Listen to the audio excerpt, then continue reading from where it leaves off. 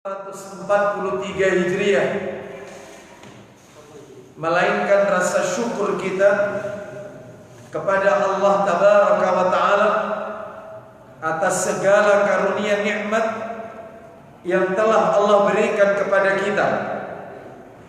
Salah satu di antara kenikmatan-kenikmatan tersebut yang kita rasakan pada malam hari ini adalah nikmat sehat dan nikmat diberikannya kita kemudahan oleh Allah untuk melaksanakan amalan-amalan ketaatan kepada Allah Subhanahu wa Ta'ala. Diawali dengan salat maghrib berjamaah, dilanjutkan dengan talabul ilmi, dan berakhir dengan melaksanakan salat isya yang dilakukan secara berjamaah pula. Semoga langkah kaki kita untuk melakukan rangkaian amal ibadah di salah satu rumah Allah dari sekian banyak rumah-rumah Allah yang ada di muka bumi ini, yaitu Masjid Al-Hidayah, semuanya tercatat di sisi Allah sebagai pemberat timbangan amal kebaikan kita kelak di yaumil hisab. Bapak Ibu kaum muslimin dan muslimah rahimani wa rahimakumullah, malam hari ini kita akan lanjutkan materi kita.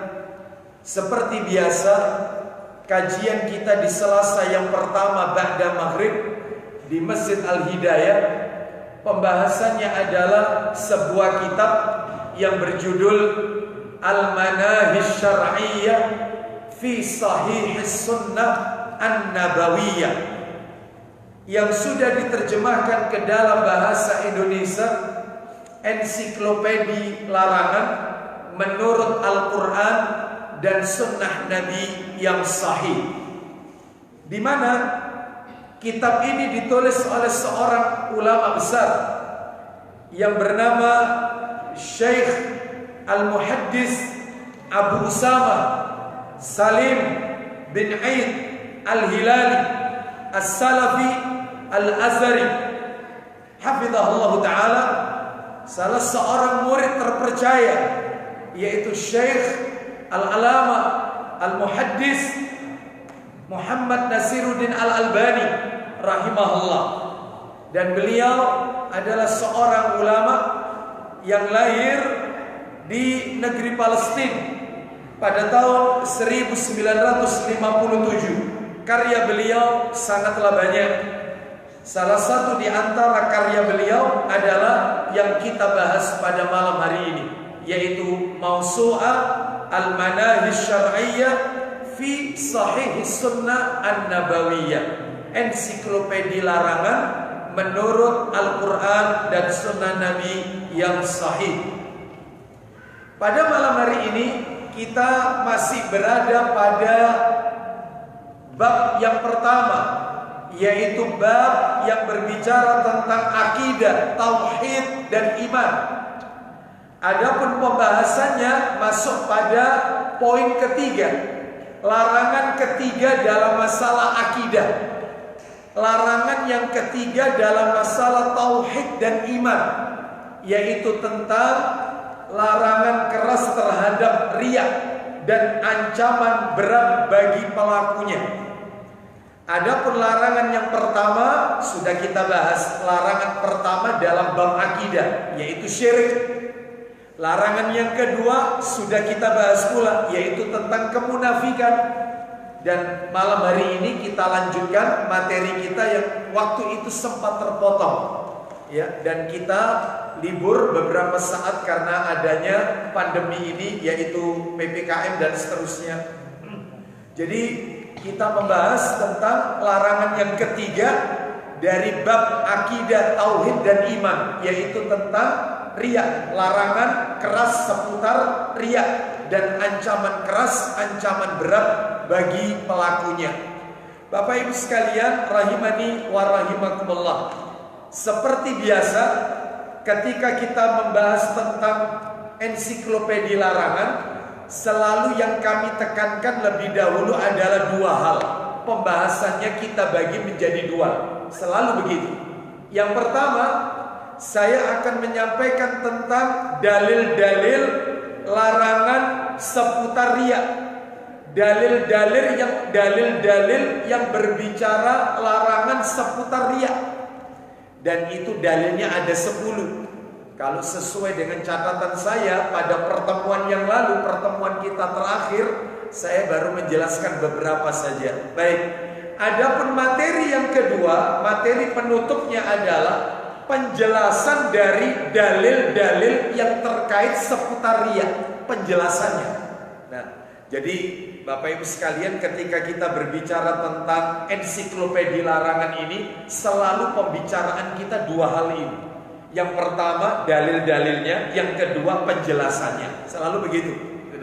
Cuman memang nanti akan menjadi lebar ketika kita menjelaskan tentang penjelasannya. Baik, karena waktu kita terbatas, kita awali dulu yang pertama. Dalil-dalil yang terkait seputar larangan riya dan ancaman berat bagi pelakunya. Saya tadi sudah singgung dalilnya ada 10. Sebenarnya 10 ini tidak mencukupi, masih banyak. Namun mudah-mudahan 10 ini mewakili dari sekian yang banyak tentang ancaman keras riya dan ancaman berat bagi pelakunya. Baik, Bapak Ibu sekalian, dalilnya ada 10. Dalil yang pertama yang sudah kami sampaikan, saya tidak akan ulang lagi ya, yaitu surat Al-Baqarah ayat 264. Al-Baqarah 264 ya. Dan ini sudah kami sampaikan waktu itu. Kita lewati aja Bapak Ibu. Yang kedua, dan ini kita berhenti di sini kalau tidak salah waktu itu. Yang kedua adalah yaitu surat An-Nisa ayatnya 38. Surat yang keempat An-Nisa ayat 38. Kita baca sedikit. Allah berfirman di surat An-Nisa ayatnya 38. Walladzina yunfiquna amwalahum ria'an nasi wala yu'minuna billahi wala bil yaumil akhir wa may yakunish syaitanu lahu qarinan fasa'a qarina. Silakan baca terjemahannya. Dan juga orang-orang yang menafkahkan harta-harta mereka karena riya kepada manusia, dan orang-orang yang tidak beriman kepada Allah dan kepada hari kemudian. Barang siapa yang mengambil syaitan itu menjadi temannya, maka syaitan itu adalah teman yang seburuk-buruknya. Nah, jelas sekali di dalam ayat ini. Barang siapa orang-orang yang menginfakkan hartanya karena riya kepada orang lain, karena riya kepada orang lain, ingin dilihat dan dipuji, dan orang-orang yang tidak beriman kepada Allah dan hari kemudian, tidak beriman rukun iman yang pertama dan tidak mengimani rukun iman yang kelima. Lalu apa kata Allah? Barang siapa menjadikan syaitan sebagai temannya, maka ketahuilah dia syaitan itu adalah teman yang sangat jahat. Di dalam ayat ini ditutup seakan-akan Allah hendak memberitahukan kepada kita, mereka yang menginfakkan hartanya karena riya, mereka yang ingin dipuji, ingin didengarkan amalnya, ingin mendapatkan apresiasi, ingin dilihat amalnya, ini adalah teman syaitan. Dan syaitan itu adalah sejahat-jahat teman. Termasuk mereka-mereka yang tidak mengimani, tidak beriman kepada Allah dan tidak beriman kepada hari akhir. Termasuk mereka ini adalah teman-teman syaitan. Dan syaitan adalah teman yang sangat jahat. Baik Bapak Ibu sekalian, jadi jelas sekali di dalam ayat ini tentang ancaman keras bagi mereka yang melakukan perbuatan riya, karena diumpamakan seperti berteman dengan syaitan. Mereka itulah teman-teman syaitan. Baik, jadi orang yang ingin dipuji, orang yang ingin mendapatkan apresiasi, orang yang ibadahnya ingin dilihat, ya, maka inilah riya. Kita lanjutkan, karena Bapak Ibu, mohon maaf ini, saya waktu itu juga pernah menyampaikan, riya ini adalah sebuah penyakit hati yang tidak hanya menimpa kepada orang-orang awam, tidak hanya menimpa kepada orang-orang yang ada di pasar. Penyakit yang satu ini tidak hanya menimpa kepada yaitu orang-orang yang ada di jalanan. Ternyata penyakit yang satu ini adalah menimpa kepada para thalabatul ilmi, ya, kepada para penuntut ilmu. Bahkan yang lebih parah lagi, penyakit ini juga bisa menimpa kepada para dai, para ustadz. Penyakit apa itu? Bahkan hampir kebanyakan manusia terkena penyakit ini, kecuali para nabi dan rasul yang hatinya diselamatkan oleh Allah dari penyakit yang satu ini. Penyakit apakah dia? Ya ini yang sedang kita bicarakan, yaitu ar-riya, penyakit pamer, ingin dipuji orang, ingin dilihat orang, ingin dapat sanjungan, ingin dapat apresiasi, dan seterusnya. Sekarang kita lanjutkan dalil nomor 3, An-Nisa ayat 142. Suratnya tetap An-Nisa, ayatnya 142. Allah Subhanahu wa taala berfirman, "Innal munafiqina yukhadi'una Allah wa huwa khadi'uhum wa idza qamu ila salati qamu kusala yura'una an-nasa wa la yadhkuruna Allah illa qalila." Silakan Ustaz. Ayat 142 surat An-Nisa ayat 142. Sesungguhnya orang-orang munafik itu hendak menipu Allah. Orang munafik hendak menipu Allah, tetapi Allah lah yang menipu mereka. Nah, kita lihat ini cirinya orang munafik. Apa kata Allah? Lanjutan ayatnya. Apabila mereka berdiri untuk sholat, mereka lakukan dengan malas. Terus mereka bermaksud riya, ingin dipuji di hadapan manusia. Dan mereka tidak mengingat Allah kecuali sedikit sekali. Di dalam ayat ini jelas sekali Bapak Ibu sekalian, Allah menceritakan kepada kita tentang sifat-sifat orang munafik. Siapa sifat ciri orang munafik dalam ayat ini? Yang sering kali kita hafal itu kan, kalau ciri orang munafik, kalau berkata suka bohong, kalau berjanji tidak ditepati, kalau dipercaya khianat. Sering kali kita dengarkan ini. Benar, riwayatnya sahih, riwayat Muslim. Tetapi ternyata ciri orang munafik itu tidak terbatas pada 3, lebih dari 3. Bahkan ada satu buku yang berjudul 30 ciri orang munafik. 30 ciri orang munafik. Salah satunya yang disebutkan dalam ayat ini. Apa itu ciri orang munafik? Di surat An-Nisa ayat 142. 1. Malas mengerjakan sholat. 2. Berbuat riya dalam sholatnya. Jadi kalau di hadapan orang banyak, dikhusyuk-khusyukkan, yaitu dilama-lamakan sholatnya, karena dia tahu kalau sholatnya sedang diperhatikan orang. Nah itu. Terus kemudian yang ketiga, di waktu sholat mereka tidak khusyuk. Dan yang keempat, di luar sholat mereka sedikit sekali berzikir mengingat Allah. Nah seperti itu. Oleh karena itu ini adalah ciri orang munafik. Dan Bapak Ibu harus tahu bahwasanya orang munafik ini adalah termasuk salah satu dari 3 orang yang ancamannya masuk nerakanya permanen, kekal selama-lamanya. Jadi kalau Bapak Ibu bertanya, siapakah golongan orang-orang yang masuk neraka dan tidak mungkin keluar dari neraka? Khalidina fiha abada, permanen, gak mungkin keluar dari neraka. Ya golongannya cuma 3 orang Bapak Ibu.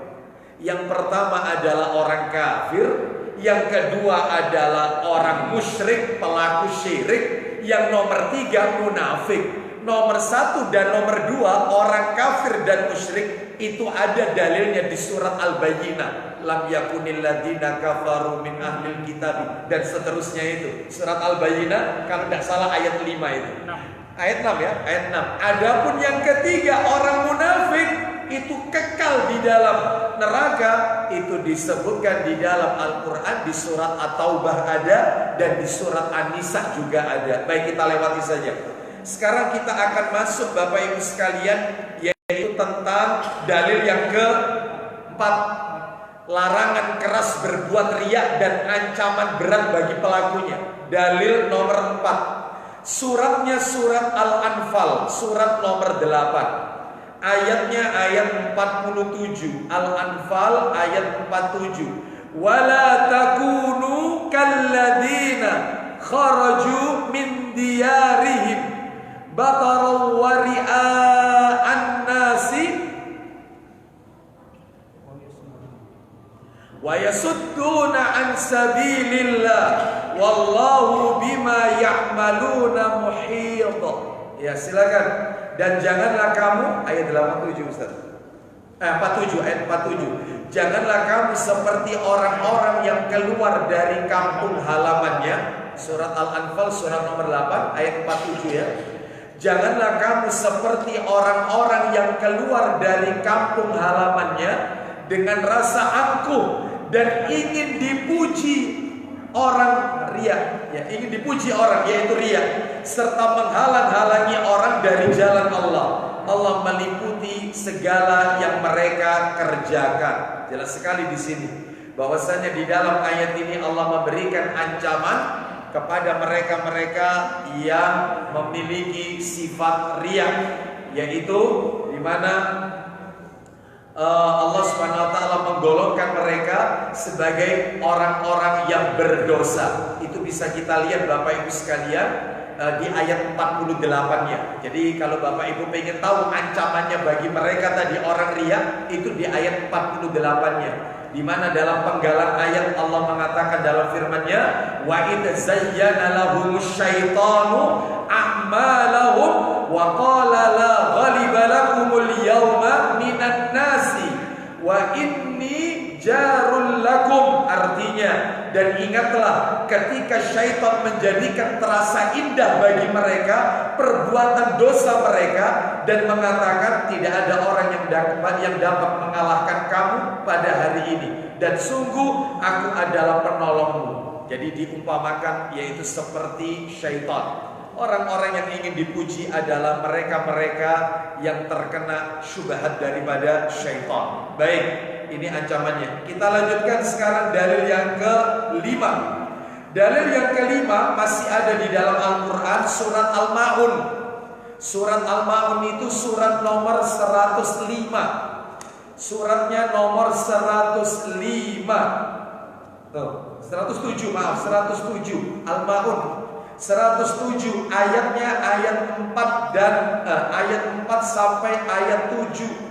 Fawailul lil musallin alladzina hum an salatihim sahun alladzina hum yura'un wa yamna'unal ma'un. Silakan ayat 4 sampai 7. Maka celakalah bagi orang-orang yang sholat, Terus, yaitu orang-orang yang lalai dalam sholatnya, lanjut.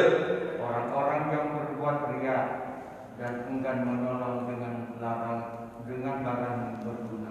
Nah, dan enggan memberikan bantuan. Baik, Bapak Ibu sekalian rahimani wa rahimakumullah, perhatikan dalam ayat ini surat Al-Ma'un ayat 4 sampai 7. Fawailul lil musallin, maka celakalah bagi orang-orang yang salat.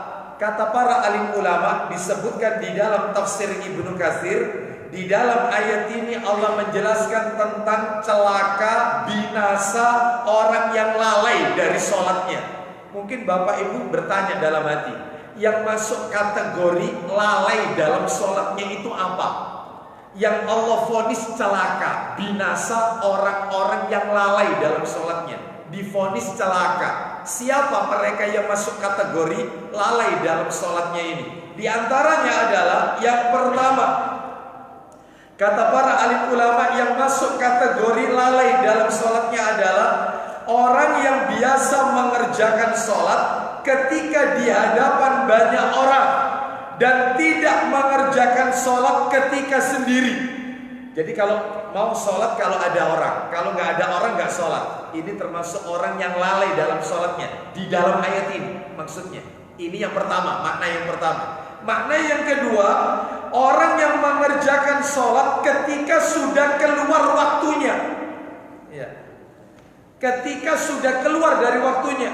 Zuhurnya mau asar, asarnya hampir menjelang matahari terbenam, maghribnya mendekati isya, isyanya sudah lewat dari waktunya, subuhnya sudah ketika matahari sudah terbit, dan itu dilakukan dengan sengaja, bukan dengan uzur, bukan sengaja. Maka ini termasuk lalai yang divonis celaka dalam ayat ini. Yang ketiga, kata para alim ulama, ini keterangannya Bapak Ibu bisa dapatkan dalam tafsir Ibnu Katsir ya. Yang nomor 3, kata para alim ulama, yang masuk kategori lalai dalam sholatnya, yang divonis binasa atau celaka dalam ayat ini adalah orang yang ketika sholat, yaitu ketika sholat tidak memahami syarat dan rukun-rukun sholat. Ya. Orang yang ketika sholat gak paham syaratnya sholat, rukunnya sholat, syaratnya sholat itu apa, rukun sholat itu apa, berarti gak paham kaifiyah, tata cara sholat. Nah, seperti itu ya. Dan berikutnya kata para alim ulama, yaitu yang dimaksud dengan orang yang lalai dalam sholatnya adalah orang yang tidak khusyuk ketika sholat ya. Dan yang terakhir, orang yang ketika sholat dalam keadaan riya, bacaannya difasihkan, sholatnya diperlama karena dia tahu ada orang yang memperhatikannya. Ya, ini yang dimaksud dengan lalai dalam sholatnya. Maka siapa saja di antara kita yang ketika sholat lalu tiba-tiba kita khusyuk-khusyukkan karena di belakang ada seseorang, bacaan kita perindah ya, lalu kita lama-lamakan, maka ini sudah terkena penyakit riya, lalai dalam sholatnya. Baik, Bapak Ibu sekalian rahimani wa rahimakumullah. Kiatnya khusyuk bagaimana? Banyak. Salah satu kiat agar kita khusyuk itu banyak Bapak Ibu. Di antara kiatnya agar sholat kita ini khusyuk adalah yang pertama, ingatlah mati ketika sholat. Itu tips dari Nabi SAW. Jadi ketika kita sebelum takbiratul ihram, tanamkan dalam hati, ini adalah sholat yang terakhir yang bisa aku lakukan. Ya, sekalipun setelah itu dia masih diberikan kesempatan hidup oleh Allah, tapi tanamkan dalam hati, yaitu ini adalah sholat yang terakhir, sehingga akan muncul takutnya, muncul khusyuknya. Nah, seperti itu. Wallahu a'lam bishawab. Dan tips yang lain banyak. Ya, diantaranya adalah yaitu jangan ketika sholat menahan buang hajat, nggak boleh. Sholat menahan buang hajat, menahan buang angin atau menahan buang hajat, ini nggak boleh. Yang ketiga yaitu ketika sholat apabila makanan telah dihidangkan, maka dahulukan makan ya daripada sholat. Jadi kalau makanan sudah disajikan, terdengar iqamah, bukan adzan loh, ini iqamah, kata Nabi, makan dulu baru sholat. Sebab kalau tidak, ketika sholat maka kita akan memikirkan makanan tersebut. Itu sampai seperti itu. Yang keempat yaitu ketika sholat pakailah baju yang polos, jangan bercorak-corak, karena akan mengganggu kekhusyuan kita. Nabi pernah ketika sholat memakai baju bergaris-garis. Lalu Nabi meminta kepada Aisyah radhiyallahu anha untuk menukar baju itu dengan yang polos. Kenapa? Nabi mengatakan karena baju ini menggangguku ketika sholat. Nabi saja masih terasa terganggu, apalagi kita yang bukan Nabi, bukan Rasul. Maka dalam hal ini hindari ya seperti itu. Jangan sholat di depan orang yang lagi ngobrol. Ada dalilnya. Jadi di depan lagi ada orang ngobrol kita sholat, maka hindari. Ya seperti itu. Lalu kemudian jangan sholat di tempat yang panas atau terlalu dingin. Terlalu panas atau terlalu dingin. Semua ini ada dalilnya. Tips agar kita tumaknina, khusyuk menikmati sholat kita. Seperti itu yang Nabi ajarkan. Baik, banyak sekali tipsnya. Kita lanjutkan materi kita, yaitu sekarang dalil yang nomor 6 di dalam kitab Sahih Targhib wa Tarhib. Sahih Targhib wa Tarhib. Oh, saya bacakan dulu yang ada di dalam tafsir Ibnu Katsir. Dalil ke-6. Dalil yang ke-6 adalah hadis riwayat At-Tabrani di dalam tafsir Ibnu Katsir di juz yang ke-8. Ya, jadi Bapak Ibu yang punya tafsir Ibnu Katsir, kalau 8 jilid ya jilid terakhir. kalau jilidnya yaitu 12 ya jilid yang ke-12. Kenapa? Karena ini termasuk jilid yang terakhir ketika mengomentari firman Allah surat Al-Ma'un tadi, surat nomor 107 tadi itu. Ya. Baik, bagaimana itu? Disebutkan dari Ibnu Abbas radhiyallahu anhu, saya bacakan. Dia berkata, Rasulullah sallallahu alaihi wasallam bersabda, "Inna fi jahannam lawadiyan tasta'idu jahannamu min dalikal wadi fi kulli yaumi 400 marratin." Artinya, sesungguhnya di neraka jahanam terdapat satu lembah. Di neraka jahanam ada satu lembah, di mana jahanam nerakanya berlindung kepada Allah dari lembah itu setiap hari 400 kali. Jadi Nabi mengatakan di dalam neraka jahanam itu ada lembah. Neraka berlindung kepada Allah dari lembah tersebut setiap harinya 400 kali. U'idda dzalikal wadi lil mura'ina min ummati Muhammad sallallahu alaihi wasallam. Kata Nabi, lembah tersebut disediakan untuk orang-orang yang berbuat riya dari umat Muhammad sallallahu alaihi wasallam.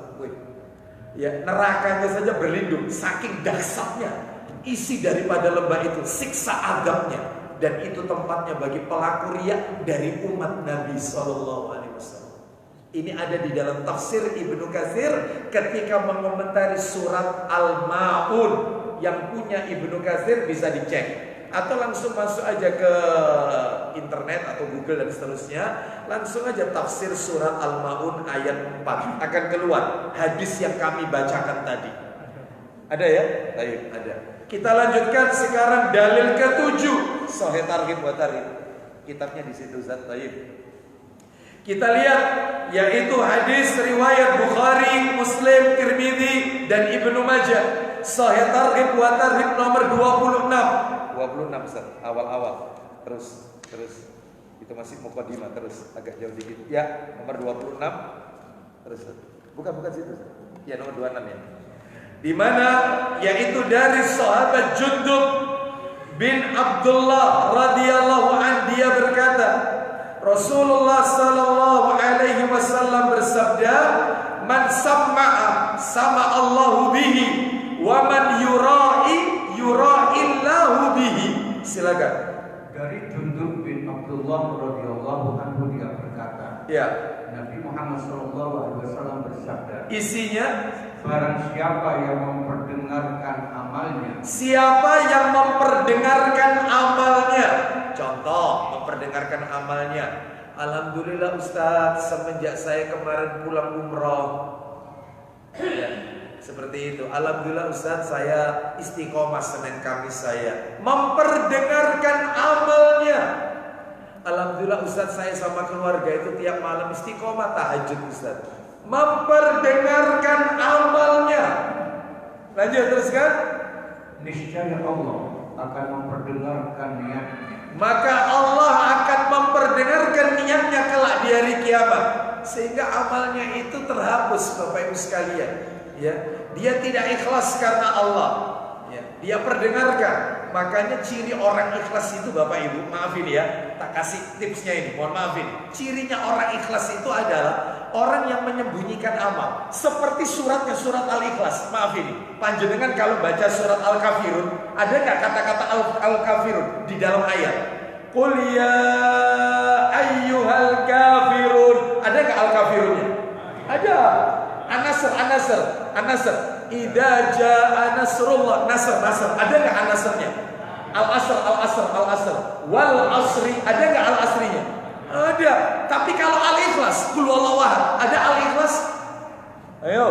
Qul huwallahu ahad, lu enggak ada kata-kata Al-Ikhlas.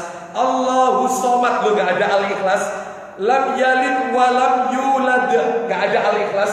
Wa lam yakul lahu kufuwan, enggak ada Al-Ikhlas. Tapi kalau ada baca Al-Falaq, Qul a'udzu birabbil, lu ada Al-Falaqnya. Kayak nama suratnya, surat Al-Ikhlas. Nama suratnya itu gak ada di ayatnya, gak terbaca di ayatnya. Seperti itulah orang ikhlas, tidak ditunjukkan amalnya. Dia berbuat tapi tidak dipamerkan, tidak disampaikan ke orang lain. Faham maksud saya ya? Faham sampai di sini maksud saya ya? Bapak Ibu kalau baca surat Al-Ikhlas, Qul huwallahu ahad, itu kan tidak ada lafaz Al-Ikhlas di situ. Kalau panjenengan baca surat Al-Lahab, tabat yada, ada nggak lafaz Lahab di situ? Ada. Tapi Al-Ikhlas nggak ada. Persis seperti nama suratnya. Makanya orang yang punya sifat ikhlas itu ya tidak menunjukkan, seperti nama suratnya, tidak ditunjukkan ayatnya. Nah, baik, mudah-mudahan kita semua dijadikan oleh Allah hamba-hamba yang ikhlas, mukhlasin, orang-orang yang ikhlas. Baik, terus waman yura'illahu bihi. Silakan. Dan barang siapa yang memamerkan amalnya, siapa yang memamerkan amalnya, maka niscaya Allah akan memamerkan niatnya. Maka Allah akan memamerkan niatnya.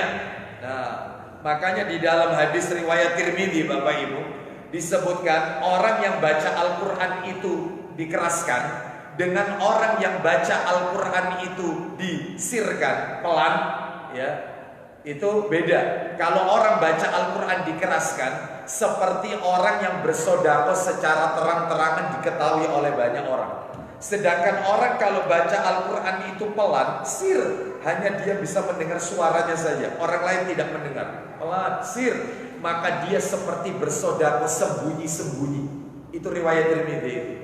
Orang kalau sedekah diperdengarkan seakan-akan orang lain tahu, maka tidak terlepas dari yang namanya ujub, bangga diri, pamer, ria, sum'ah, ingin didengarkan orang, maka terkena berbagai macam penyakit-penyakit hati. Oleh karena itu maka baca Al-Quran itu perlahan saja, sir saja, kecuali kalau dalam pengajaran dikeraskan, ya, seperti ketika kita belajar tahsin, ya dikeraskan, ya, seperti belajar makhrajul huruf, sifat huruf, ya dikeraskan, ya, karena memang metode belajar. Baik, kita lanjutkan. Bapak Ibu sekalian rahimani wa rahimakumullah. Dalil ke-8 sekarang. Dalil yang ke-8. Kitabnya sama Ustaz. Hadis riwayat Ibnu Majah dan Al-Baihaqi dalam Sahih Targhib wa Tarhib nomor 30. Nomor 30. Kita dengarkan ya. Silakan dari sahabat Rubai bin Abdurrahman bin Abi Sa'id Al-Khudri. Silakan Ustaz. Dari Rubai bin Abdurrahman bin Abu Sa'id Al-Khudri. Ya, lanjut aja terus. Dari bapaknya, dari kakeknya, yaitu dia berkata, ya, Rasulullah Muhammad SAW mendatangi kami. Lalu, sedangkan kami pada saat itu sedang membicarakan Al-Masih Ad-Dajjal. Nah, pada saat itu para sahabat sedang berbicara tentang Al-Masih Ad-Dajjal. Nah, lalu kemudian Nabi SAW bersabda, apa kata Nabi? Ala ukhbirukum bima huwa akhwafu alaikum indi minal Masihid Dajjal. Silakan. Maukah kalian aku beritahu sesuatu yang menurutku lebih aku khawatirkan terhadap kalian dari Al-Masih Ad-Dajjal? Maukah kalian ku beritahu sesuatu yang paling aku takutkan menimpa kalian ketimbang Dajjal? Jadi ada perkara yang lebih besar daripada Dajjal yang Nabi khawatirkan. Padahal Nabi itu mengajarkan kita kalau selesai sholat sebelum salam, doa sebelum salam. Doa sebelum salam. Nabi mengajarkan kita berlindung 4 perkara. Allahumma inni a'udzubika min adabi jahannam, wa min adabil qabri, wa min fitnatil mahya wal mamat, wa min syarri fitnatil masihid dajjal. Berlindung kepada Allah dari Al-Masih Ad-Dajjal. Nah, berarti ini kan perkara besar. Sampai-sampai di dalam sholat aja Nabi mengajarkan kita berlindung dari Dajjal, fitnah Dajjal. Ya, seperti ini perkara besar. Sampai-sampai kata Ibnu Taimiyah rahimahullah, fitnah Dajjal itu sudah ada di zaman kita sekarang. Memang Dajjalnya belum muncul, tapi fitnahnya sudah ada. Contoh yang ada nampak di sekitar kita, dan mungkin kita pernah menyaksikannya. yaitu di antara bukti fitnah Dajjal itu bertebaran adalah munculnya orang-orang yang memperagakan kedikdayaan, memamerkan kekuatan dirinya di hadapan khayal ramai. Ya, seperti itu. Contohnya kayak apa? Contohnya kayak apa? Ya, magic, ya apa itu?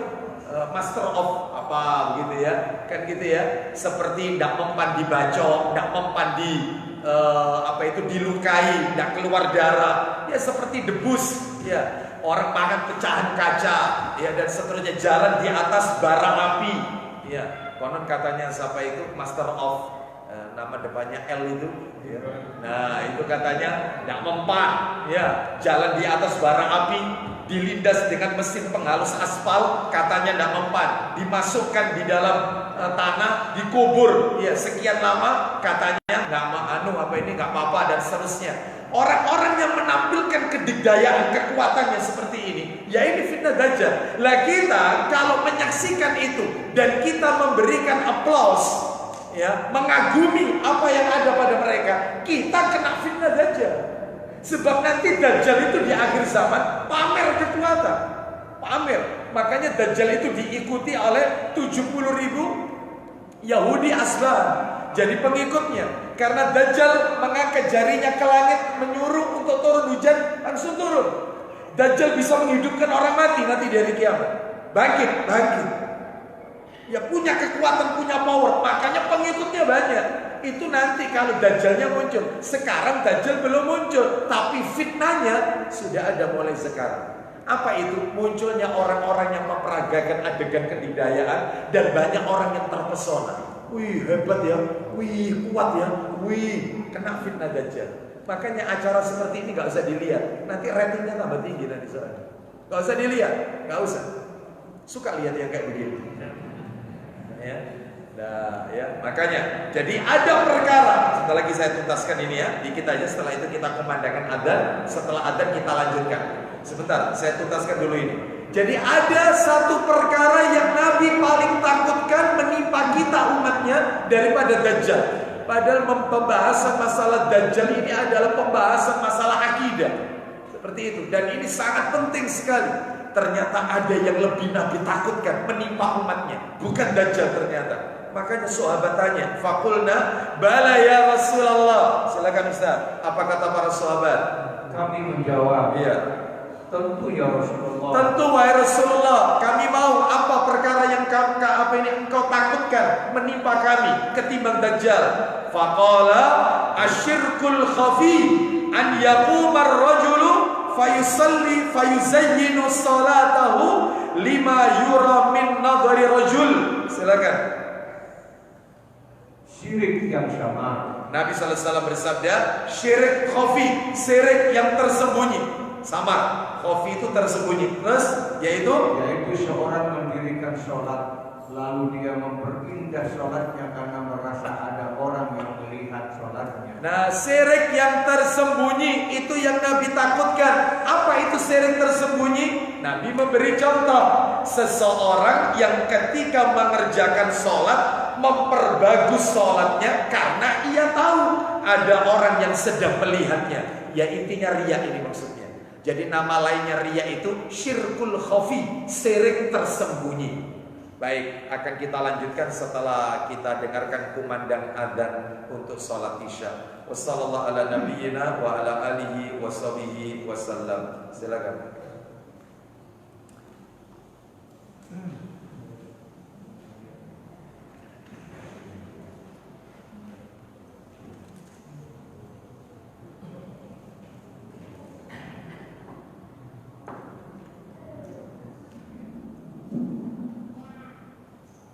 Allahu Akbar.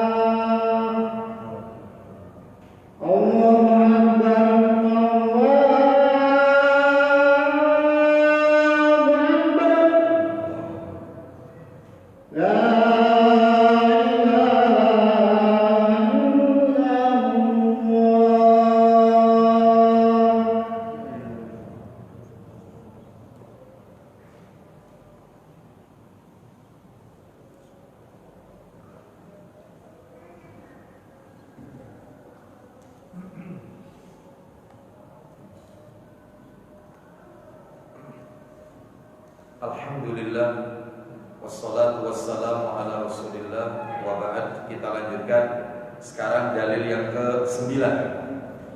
Dalil yang ke-9 yaitu dalil riwayat Ibnu Huzaimah dalam kitab Shahih Targhib wa Tarhib nomor 31.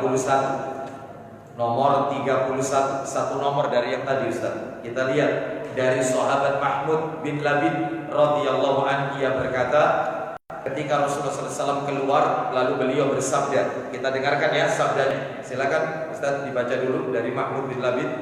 Mahmud bin Labid radhiyallahu anhu, dia berkata, Ya.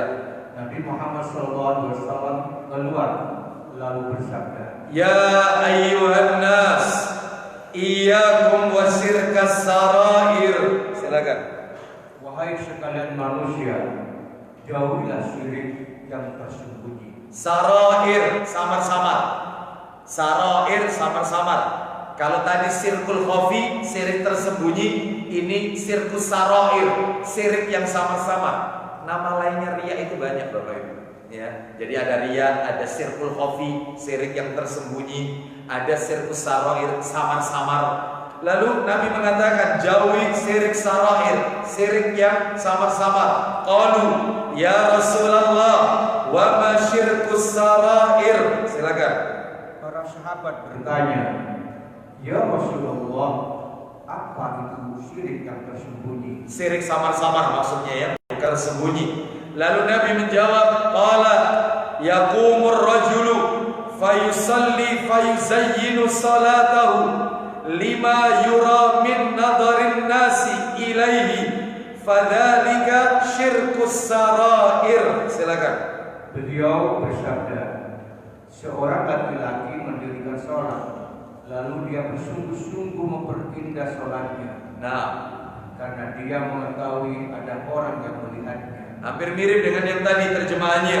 Dia bersungguh-sungguh dalam sholatnya, diperbagus sholatnya, karena dia tahu kalau sholatnya itu sedang diperhatikan oleh orang lain. Nah, ini yang namanya syirik samar-samar. Syirik loh Bapak Ibu, riya itu syirik. Riya itu termasuk kategori syirik. Ya, baik, kita lanjutkan. Dalil terakhir, dalil ke-10. Dalil ke-10 yaitu dalam kitab yang sama, riwayat Ahmad, Ibnu Abi Dunya dan Al-Baihaqi dalam Shahih Targhib wa Tarhib nomor 32 dari sahabat yang sama, Mahmud bin Labid radhiyallahu anhu. Dia berkata, Rasulullah SAW bersabda, inna akhwafa ma akhafu alaikum asyirkul asghar. Nah, ada syirkul asghar lagi sekarang. Terus, ayo dibaca langsung. Sesungguhnya Perkara yang paling aku takutkan menimpa kalian adalah syirik kecil. Yang paling aku takutkan menimpa kalian adalah syirkul asghar, syirik kecil. Jadi nama lainnya riya itu ada syirkul khafi, syirik tersembunyi, syirkus sarair, syirik samar-samar. Yang ketiga syirkul asghar, syirik kecil. Tuh. Ya. Lalu kemudian qalu wa masyirkul asghar ya Rasulullah? Silakan. Para sahabat bertanya, apa itu syirik kecil itu ya Rasulullah? Maka Nabi menjawab qala ar-riya. Silakan. Beliau menjawab, riya. Riya. Nah, syirik kecil. Bedanya dengan syirik besar, kalau syirik besar mengeluarkan pelakunya dari Islam. Syirik besar seluruh amal ibadahnya tidak diterima oleh Allah SWT. Nol, zero, zero. Mulai masa muda ahli ibadah, ketika masa tua ternyata melakukan syirik, syiriknya syirik besar. Itu seluruh ibadahnya dari masa muda sampai masa tuanya habis, nol, hilang semuanya. Syirik besar dan keluar dari Islam.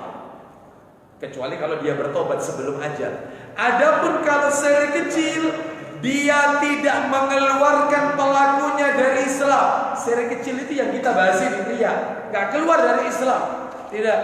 Syirik kecil yang dihapus dosanya adalah yaitu amal perbuatan yang di situ terkena syirik kecil tersebut. Misalnya sholat 5 waktu, subuh, zuhur, asar, maghrib, isya. Subuh ikhlas karena Allah, zuhur masih ikhlas karena Allah, asar masya Allah ikhlas karena Allah, maghrib ikhlas karena Allah, isya terkena ria.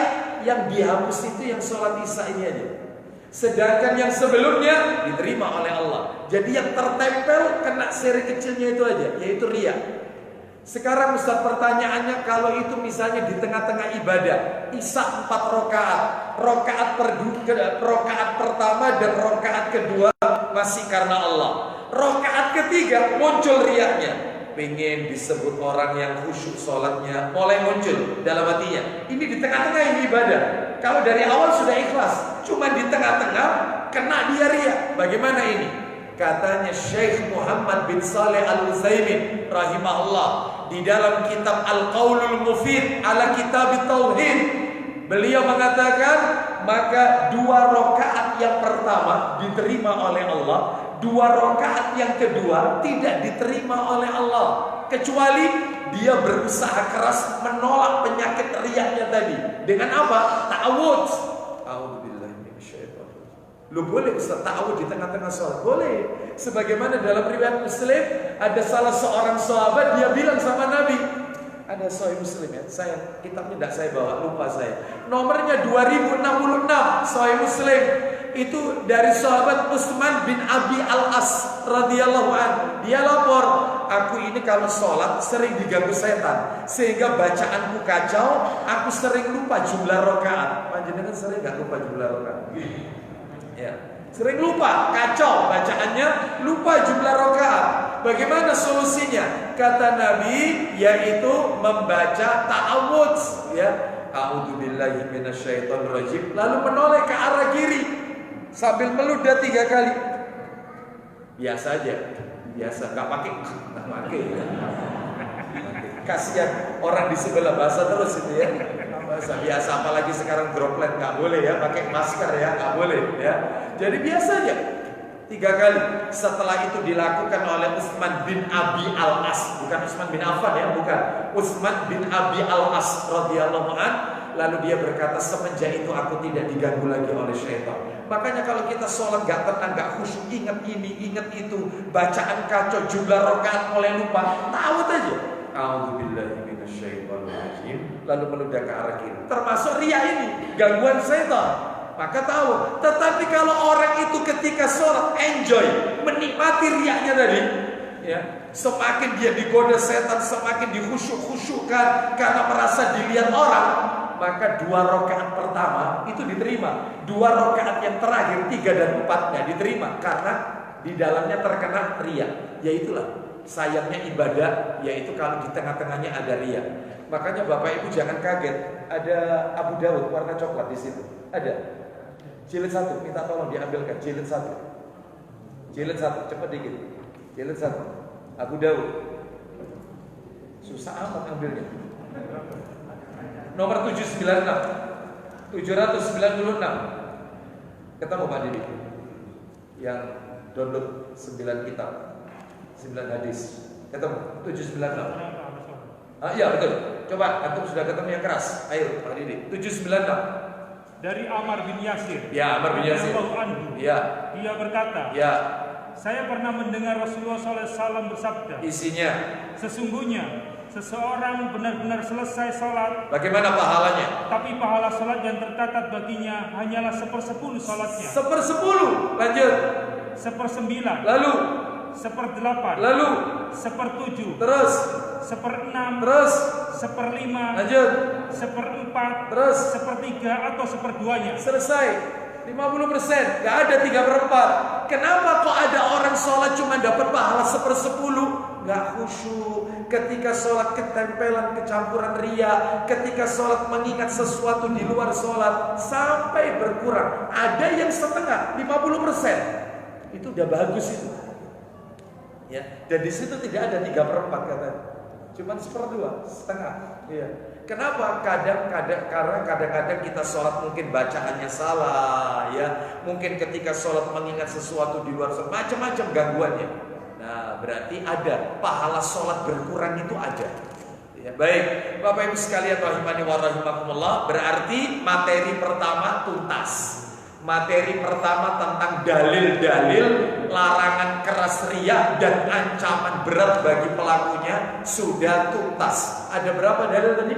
10. Sekarang masuk yaitu materi yang nomor 2. Saya persingkat aja supaya ketemu pertemuan lagi nanti kita membahas bab yang berikutnya, ya, supaya kita tidak berlama-lama di materi ini karena sudah 2 kali pertemuan ini. Materi yang kedua adalah penjelasan dari dalil-dalil tadi. Dari 10 dalil itu dijelaskan rinci oleh para ulama. Ada berapa rinciannya? Ada 11 rinciannya. 11. Yang pertama definisi riya. Yang kedua perbedaan riya dan sum'ah. Apa bedanya riya dan sum'ah? Itu nomor 2. Yang ketiga perbedaannya riya dan ujub. Ujub itu bangga diri. Lah kalau riya itu apa? Riya sama ujub itu bedanya di mana? Nanti kita akan lihat itu kata perkataan para ulama. Ini nomor 3 ya, perbedaan riya dan ujub. Yang keempat Bapak Ibu, sebab-sebab orang itu terkena riya. Mesti panjenengan kan tanya, kenapa sih Ustaz orang itu kok kena riya itu kenapa sih? Sebabnya apa? Ya ini yang kita bahas nanti nomor 4. Nomor 5, bentuk-bentuknya riya. Apa saja? Tak kasih contoh-contoh nanti. Bentuk-bentuknya riya. Riya dalam pakaian, riya dalam perkataan, riya dalam perbuatan, macam-macam nanti ya kita sebutkan. Itu materi yang keberapa itu? Yang kelima ya, yang kelima. Yang keenam, macam dan perbedaan syirik. Tadi sudah saya singgung, makanya tadi tidak perlu mendetail. Kita lewati nanti. Yang keenam, macam-macam dan perbedaan syirik. Syirik dibagi berapa? Apa saja? Maksudnya apa? Itu yang keenam. Yang ketujuh, tanda-tandanya orang riya. Jadi panjenengan itu bisa mengukur diri kita. Loh saya kok gini ya? Berarti saya ini kena riya ini. Itu tandanya apa? Enak, bisa introspeksi nanti. Loh saya ini loh, kalau di depan orang semangat, opo nek pas ijenan, pas sendirian, kok males? Oh riya berarti aku ini. Itu tandanya. Itu enak, ngukurnya enak nanti. Tak kasih nanti tipsnya, jadi bisa mengukur introspeksi. Iya, termasuk kalau melakukan apa-apa di depan orang banyak giat, semangat. Begitu sendiri males melakukan. Loh berarti kena ini riya. Makanya nanti saya sebutkan tanda-tandanya orang riya itu apa, ciri-cirinya. Terus kemudian yang keberapa materinya? 8. Hukum riya. Hukumnya apa orang kena riya? Yang ke-9, keadaan orang yang terkena riya, terutama yang di tengah-tengah ibadah. Tadi sudah tak singgung sebenarnya. Gak apa-apa nanti kita lewati aja. Makanya saya persingkat ini ya. Jadi itu yang ke-9 tadi itu ya, keadaan orang yang terkena riya ya. 9 ya. 10 terapi. Nah, ini yang paling bagus. Ini yang mantap ini. Terapi agar selamat dari riya, supaya kita tidak kena penyakit riya. Apa kiatnya Pak Ustaz? Yang harus kita lakukan itu apa? Supaya tidak mudah terkena riya. Dikit-dikit pamer, dikit-dikit kepingin dilihat orang. Terapinya apa? Nah, itu yang ke-10. Yang ke-11 terakhir penutup, beberapa perkara yang tidak termasuk riya, nggak masuk kategori riya. Apa saja itu beberapa perkara? Nanti saya sebutkan. Baik, kita awali aja nomor 1. Bapak Ibu ringkas saja. Definisi riya dan sum'ah. Riya itu adalah asal katanya ro'a. Ro'a itu artinya adalah memperlihatkan. Berarti orang yang beribadah ingin dilihat orang. Itulah riya intinya. Kalau sum'ah beda lagi. Sum'ah itu memperdengarkan amal ibadah kepada orang lain supaya dapat pujian. Loh berarti ya sak dulur Ustaz ini. Iya.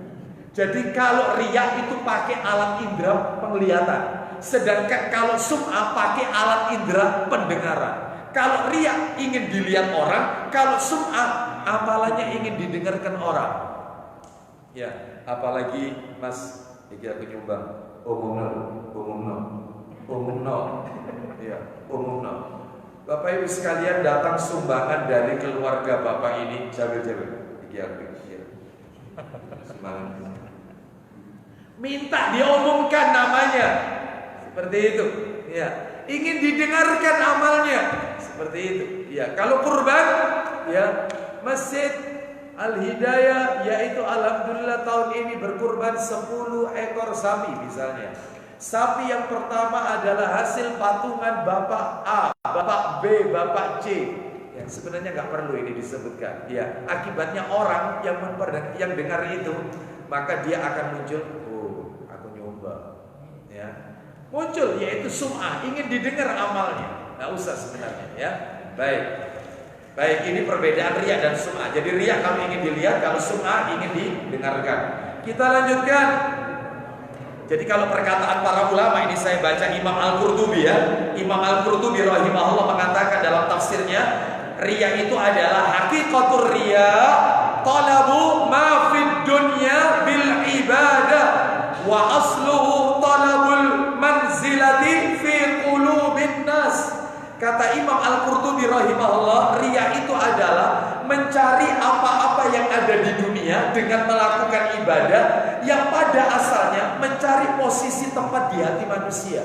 Dia itu kepingin cari yaitu posisi tempatnya itu di hati manusia supaya dikenang orang, supaya disebut ahli sodako, orang yang dermawan, dan seterusnya.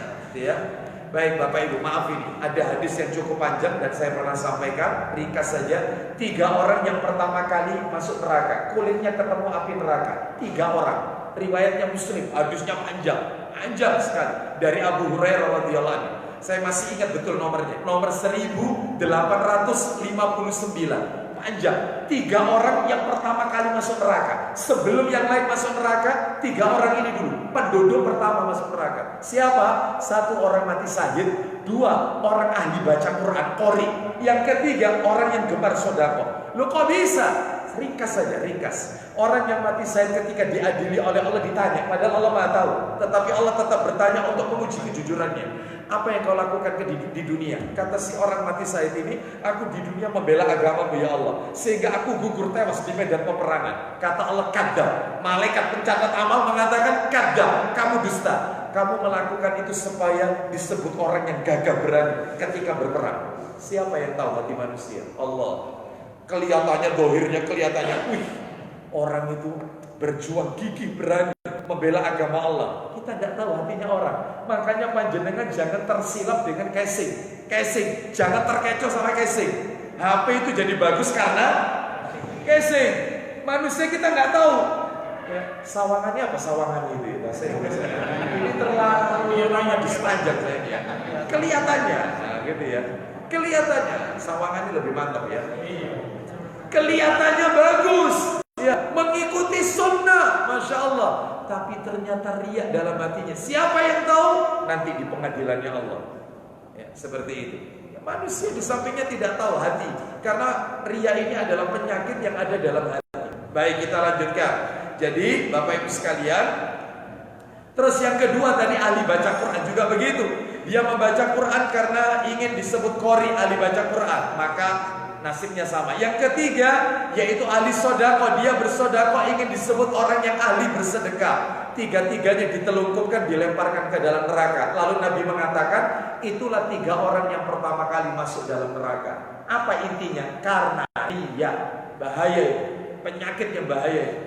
Ya, baik, kita lanjutkan sekarang.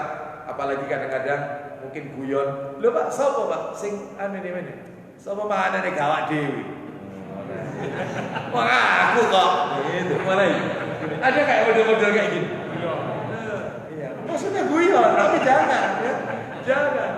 Bapak Ibu sekalian, rahimani wa rahimakumullah. Kita lanjutkan. Perbedaan riya dan sum'ah. Apa bedanya riya dan sum'ah? Tadi sudah. Kalau riya itu ingin dilihat, kalau sum'ah itu ingin diperdengarkan. Yang nomor 3, perbedaan riya dan ujub. Nomor 3 ini, riya dan ujub. Bapak Ibu sekalian, masya Allah, para ulama mengatakan orang itu kalau membaca surat Al-Fatihah, baca surat Al-Fatihah, ketika ayat yang berbunyi Iyyaka na'budu wa iyyaka nasta'in, Iyyaka na'budu wa iyyaka nasta'in, Iyyaka na'budu, hanya kepadamu kami menyembah, wa iyyaka nasta'in, dan hanya kepadamu kami mohon pertolongan. Kembali ke materi kita. Orang yang terkena riya, maka dia tidak merealisasikan ayat yang berbunyi Iyyaka na'budu. Orang yang kena ujub bangga diri, dia tidak merealisasikan ayat yang berbunyi wa iyyaka nasta'in.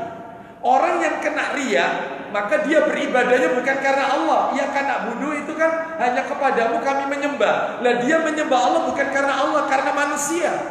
Berarti dia cacat ia karena bunuhnya. Sedangkan bangga diri, ya karena kepintarannya bangga, ya karena ibadahnya dan seterusnya. Ujub, dia tidak merealisasikan wa iyyaka nasta'in. Apa artinya iyyaka nasta'in? Dan hanya kepadamu kami mohon pertolongan. Orang ujub itu tidak minta bantuan orang karena dia itu merasa sudah bangga dengan apa yang menjadi miliknya tadi. Ya seperti Qarun. Nah, ujub, bangga diri. Dia mengatakan harta yang aku miliki ini, qala innama utitu minal ilmi illa qalila. Sesungguhnya harta yang aku miliki ini adalah karena kepintaran ilmu yang aku miliki. Ujub. Makanya Qarun dilaknat oleh Allah Subhanahu wa taala. Jadi berarti orang kalau riya atau ujub itu berarti tidak merealisasikan ayat dalam surat Al-Fatihah. Iyyaka na'budu wa iyyaka nasta'in. Jadi ujub tadi apa artinya ujub? Bangga diri. Kalau riya ingin dilihat. Sekarang masuk materi nomor berapa? 4. Sebab-sebabnya riya. Orang itu kena riya sebabnya ada 3. Sebabnya orang kena riya itu cuma 3. Tolong diingat-ingatin. Kenapa orang itu kok bisa terjerumus kepada perbuatan riya? Sebabnya ya 3. 1. Senang menikmati pujian dan sanjungan. Jadi kalau orang itu senang dipuji, menikmati dia, semakin dipuji semakin diangkat. Sampai-sampai ada istilah begini di masyarakat. Iku angkatan, metu kabeh iku. Angkatan metu kabeh. Iya, sanjungan. Masya Allah ya Bapak ini nih. Iya berapa? Yang dibutuhkan berapa? Tambah terus keluar. Ya ini kena riya.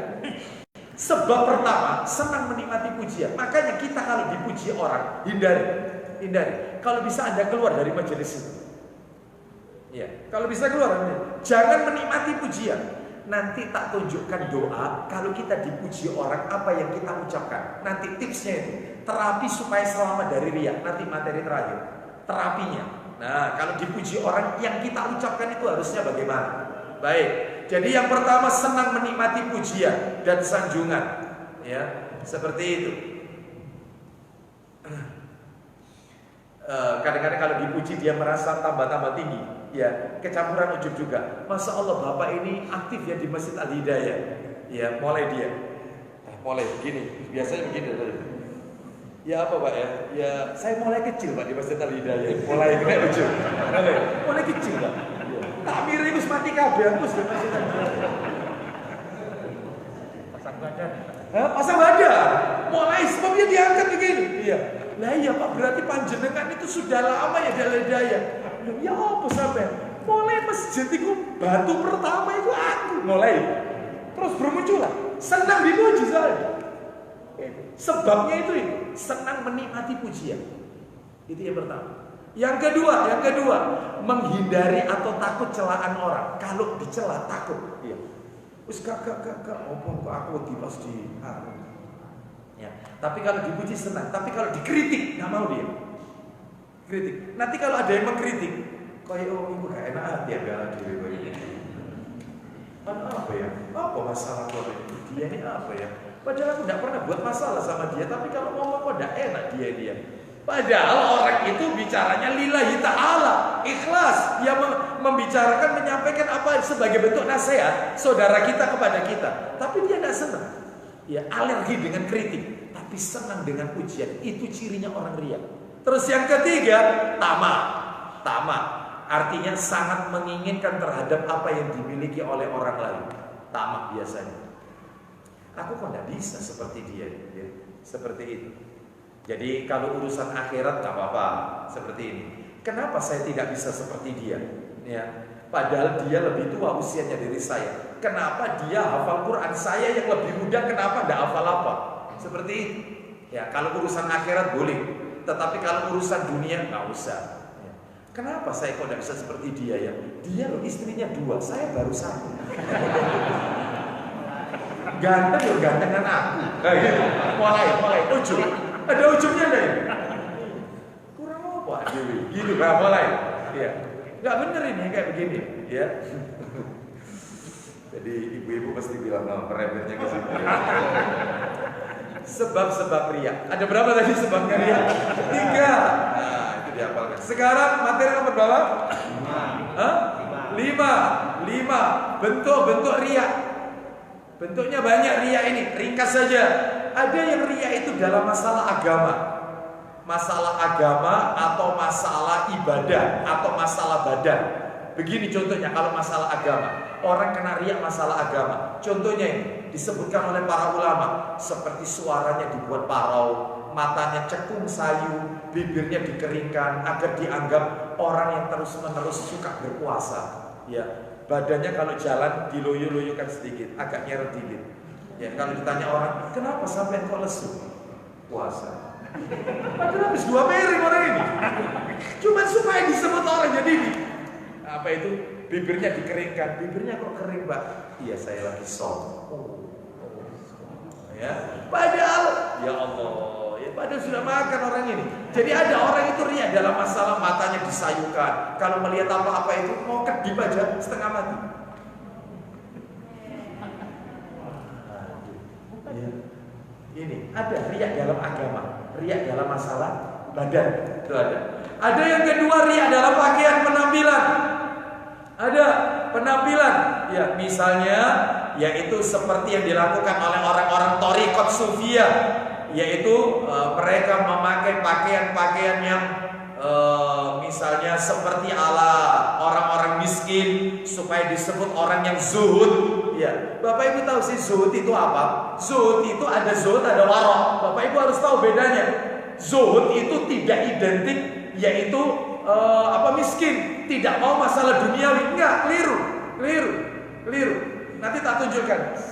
Saya kitab Sahih Targhib, punya Sahih Targhib? Oh, enggak punya ya. Jilid 4 itu ya, jilid 4. Katanya Nabi begini, mohon maaf ini, zuhud itu adalah orang-orang yang meninggalkan apa-apa yang tidak bermanfaat untuk akhiratnya. Itu zuhud. Orang yang meninggalkan semua perkara yang tidak bermanfaat untuk akhiratnya. Itu orang zuhud. Misalnya meninggalkan terlalu sering bercanda. Guyon itu boleh. Tetapi kalau waktu habis untuk guyonan, maka ini orang zuhud nggak mau yang kayak begini. Lo kan enak dipakai baca Quran, dipakai zikir, manfaat daripada guyon terus kayak begini, nggak ada manfaat. Telepon dibatasi. Orang zuhud itu jadi pelit sama waktu. Orang zuhud itu pelit, perhitungan sama waktu.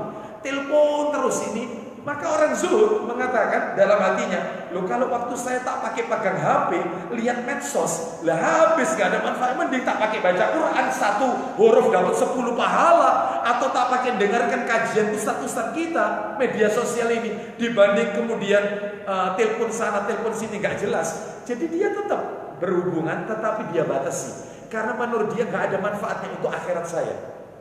Ya, terlalu banyak berteman dan seterusnya. Ya, maka dalam ini orang zuhud itu perhitungan. Jadi dihitung, dilihat sama dia. Ada nggak manfaatnya untuk dalam sisi agama saya? Saya ikut grup ini, ikut grup WA ini, meningkatkan iman saya atau tidak? Oh, ternyata banyak di sini kajian-kajian. Alhamdulillah ya Allah. Ini mungkin jalan dapat hidayah. Terus tambah meningkat, baca ini tambah meningkat. Tapi kalau ikut grup cuman hahaha, haha.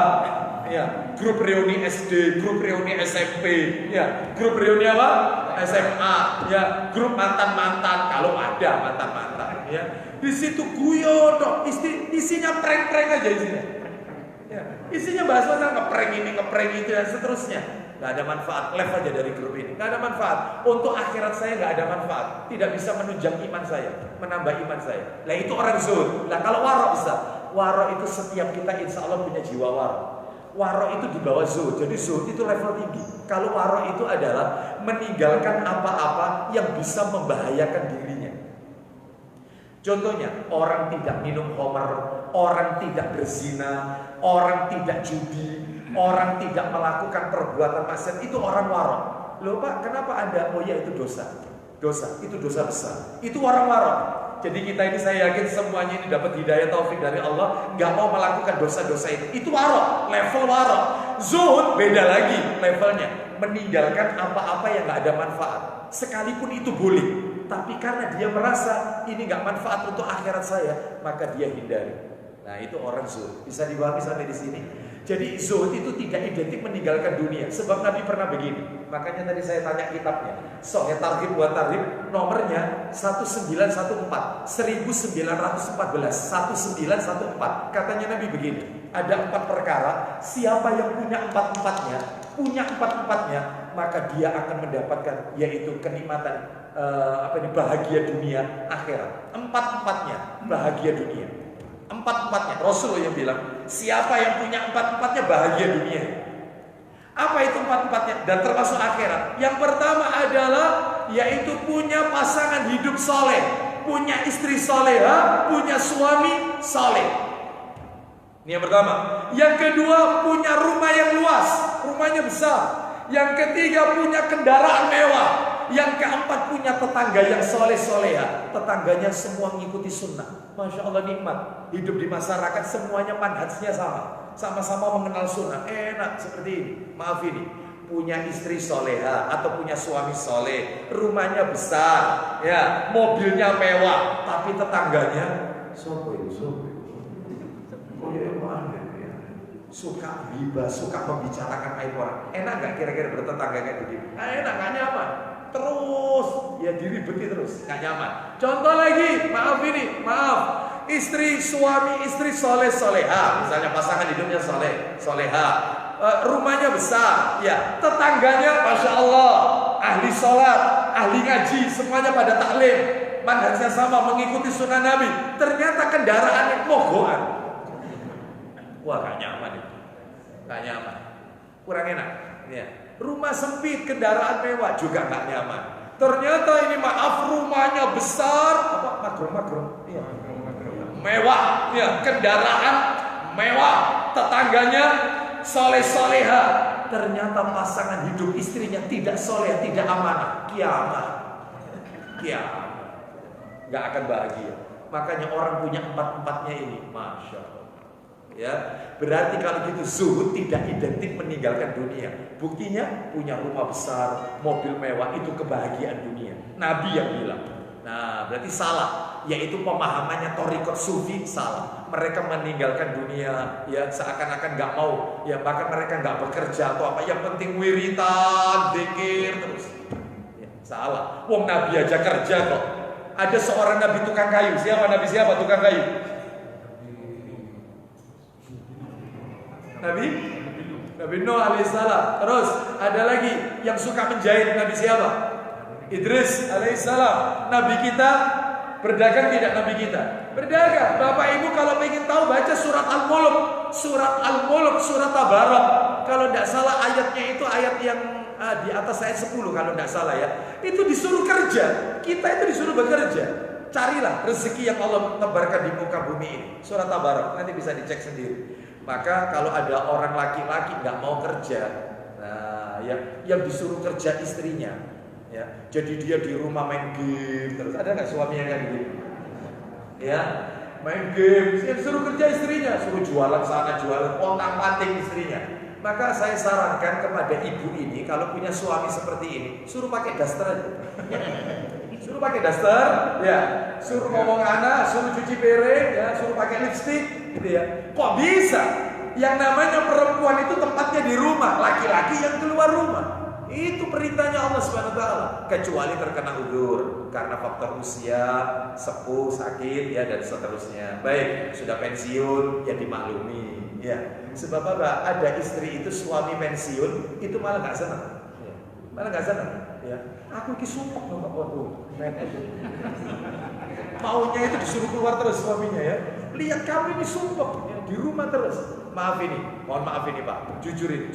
Orang biasa kerja, tiba-tiba di rumah terus, nggak kerja karena pensiun, itu stres atau tidak? Stres. Maka kalau ada seorang istri, ketika suaminya sudah pensiun, lalu istri berkata, aku senang kondisimu seperti ini. Kau pensiun, kau di rumah terus, aku senang. Loh kok bisa? Wong aku tidak bisa ngasih nafkah sama kamu yang kerja. Kok bisa senang? Enak, aku senang. Kenapa? Dengan begini kamu bisa menemani aku sholat bareng di Al-Hidayah, taklim berdua, ngaji berdua. Dulu kamu waktu kerja gak bisa kayak gini. Insya Allah laki-laki kalau diginikan semangat atau tidak? Semangat. Iya. Itu. Lah ini tidak, suaminya. Aduh Pak. Nah ini repot, stres suaminya. Ya. Stres. Kita lanjutkan. Ya. Lanjut, ada riya dalam perkataan. Model ketiga, riya dalam perkataan. Contohnya riya dalam perkataan, Bapak Ibu. Contohnya adalah kalau bicara difasih-fasihkan, dikit-dikit, ya. Kalau ngomong wajar aja. Misalnya mengatakan, Pak besok hadir ya, insya Allah. Tapi orang riya tidak, difasih-fasihkan. Besok bisa hadir Pak ya, insya Allah, insya Allah. Dibuat air semua pokoknya. Masya Allah, masya Allah. Wallahu a'lam. Apa ini masing-masing? Nggak usah. Ya, nggak usah. Pergi ke mall, maklum namanya pramuniaga, nggak ngerti, nggak bisa taklim. Dia beli, misalnya di mall, beli apa itu? Pak bisa Pak ya, ditunggu sebentar ya. Saya ambilkan dulu barangnya Pak ya. Kata si pemilik tokonya, penjaga apa katanya? Toib.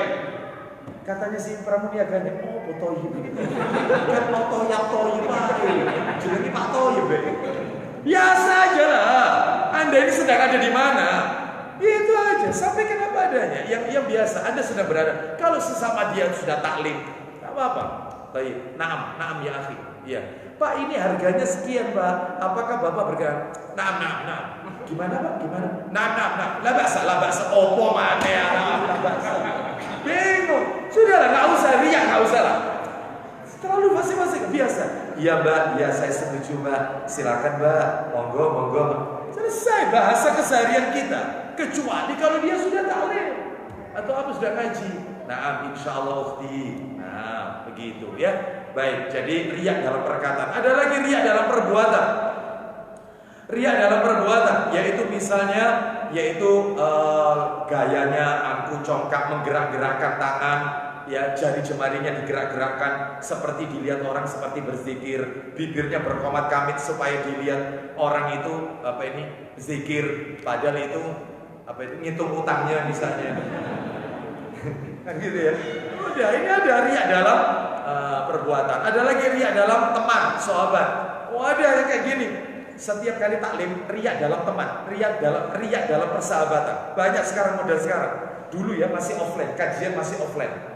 Ya, kalau sekarang kan ini baru kita mulai offline ini ya. Mudah-mudahan Allah Subhanahu wa taala mengangkat pandemi ini dan mudah-mudahan Allah menggantinya dengan keadaan yang lebih barokah. Ya. Masih offline dulu itu ada ustaz Kondang datang Surabaya, itu bukan taklim dia, ingin foto sama ustaz. Ustaz foto ya, ustaz ya foto ya. Sudah, nanti di-share di grup gitu. Habis taklim sama ustaz ini. Pamer. Jadi riya dalam teman atau persahabatan. Ustadz itu yang kondang itu ustadz besar itu ustadz kibar itu ya dari mana-mana itu ya ustadz kita ya. Itu kalau datang ke Surabaya itu mesti mampir ke rumah saya Pak Ustadz. Ya. Makannya itu di rumah saya. Riya dalam teman, dalam persahabatan. Nggak usah. Ya baik. Kalau nginep itu tidurnya Ustadz di rumah saya Ustadz. Nggak usah. Ya. Baik, jadi macam-macam modelnya orang riya. Sekarang kita lanjutkan materi keberapa? 6. Macam dan perbedaan syirik. Saya tanya sama panjenengan, syirik ada berapa tadi? 2. Syirik apa? Syirik besar, syirik kecil. Ya, syirik akbar dan syirik asghar. Syirik besar, syirik kecil. Kalau syirik besar mengeluarkan pelakunya dari Islam, membatalkan, menghapus semua amalan. Kalau syirik kecil tidak mengeluarkan pelaku dari Islam dan tidak membatalkan semua amalan. Yang dihapus itu yang tertempel dengan syirik kecil atau riya itu saja. Kita lewati materi nomor berapa? 7. Ciri-ciri tanda-tanda riya. Tandanya orang itu kena riya nih, katanya Ali bin Abi Thalib radhiyallahu anhu. Saya nukil dari kitab Mu'jamul Wasit di juz yang pertama halaman 320. Ali bin Abi Thalib radhiyallahu anhu berkata bahwasanya orang kena riya itu tandanya 3. Tolong dijadikan ukuran, introspeksi. Kalau diri kita salah satu kena ini, berarti kita riya. Kita kena riya, harus istighfar, tobat kepada Allah. Apa itu? 1, dia menjadi malas kalau sendirian, menjadi pemalas kalau sendirian. Kalau banyak orang giat, kalau sendirian malas. Jadi tolong diukur dirinya. Kenapa saya ya kenapa saya ya kok disuruh saya melakukan mohon maaf ini, saya melakukan ibadah umroh, ya tawaf sa'i berkali-kali, nggak capek. Saya haji lempar jumroh, itu dari maktab tempat pondoknya, kemahnya sampai lempar jumroh itu berkilo-kilo. Jamaah haji kan jauh kalau reguler, jauh tempatnya untuk lempar jumroh. Saya yang kuat PP, nggak naik kendaraan. Kenapa saya ketika sendirian sama ibu saya meminta saya mengambilkan air, tapi kok berat saya melakukannya? Mikir, oh kena riak saya. Kenapa saya semangat? Karena banyak orang, banyak yang lihat. Saat saya sendirian sama ibu saya tidak ada yang lihat, saya jadi malas. Padahal ini orang yang melahirkan saya. Yaitu cirinya. Jadi tolong jadikan barometer untuk mengukur diri kita. Kita ini riak atau tidak? Ya, jadi menjadi pemalas kalau sendirian. Nomor 2, menjadi giat di tengah-tengah orang banyak. Kebalikannya, menjadi giat kalau di depan orang banyak. Sholat banyak orang giat. Sholat sendiri, kalau sholat banyak orang dia jadi imam. Rakaat pertama Al-Baqarah, rakaat kedua Ali Imran. Masya Allah. Kalau sholat sendiri tidak ada orang, rakaat pertama favorit kita, inna a'toinakal kautsar, rakaat kedua qul. Jadi riak berarti. Ukurannya itu. Yang ketiga, menambah kegiatan ibadah atau kerja jika dipuji dan berkurang jika diejek. Jadi kalau dia dipuji, ibadahnya ditambah. Ya, kalau dipuji tambah ditambah. Ya. Masa Allah Bapak ini ahli sodako ya, terus sumbangannya tambah dibesarkan, terus nyumbang terus ya. Tapi kalau dikritik ya malah berkurang ibadahnya, nggak mau.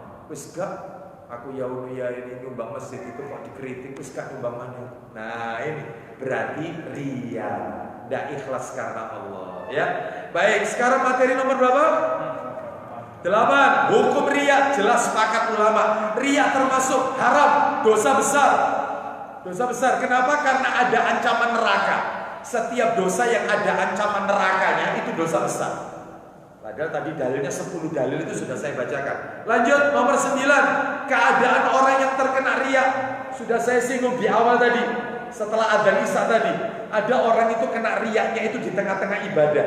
Itu kalau dia berusaha kuat untuk menghilangkan riyanya, maka ibadahnya selamat. Tapi kalau dia tidak berusaha, dia menikmati, enjoy dengan riyanya, maka ibadahnya akan dihapus. Ya seperti sholat tadi, isya 4 rakaat, riyanya itu di rakaat ketiga atau rakaat keempat, pas ketika menjalankan ibadah. Lah itu yang bahaya. Itu kalau dia tidak berusaha kuat untuk menolak riyanya dengan ta'awudz, dengan bertobat, istighfar, minta ampun kepada Allah, ya kalau dia nikmati maka terhapus amalannya. Kita lanjutkan yang nomor berapa sekarang? 10. Lah ini terapi Pak, terapi agar selamat dari riya. Terapinya ada 5. Tolong dihafalkan ya, supaya kita tidak kena riya. Tipsnya ada 5, terapinya ada 5 agar selamat dari riya. Tolong dihafalkan ya. Ini penting ini. Ada 5. 1, tanamkan dalam hati muraqabatullah. Apa muraqabatullah?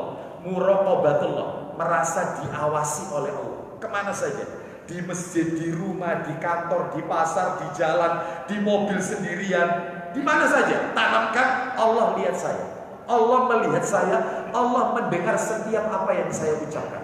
Tanamkan. Lah kalau seperti ini nggak akan kena riya.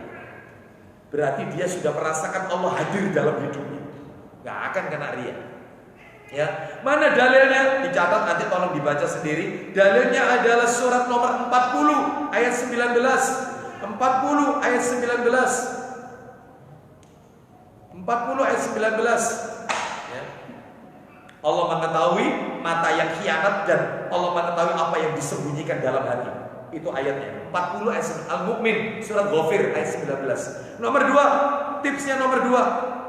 Bersusah payahlah untuk mencari ridhonya Allah. Hindari pujian manusia. Hidup itu cari ridhonya Allah, jangan cari ridhonya manusia. Gak akan kenal jodoh, gak akan selesai kalau cari ridhonya manusia.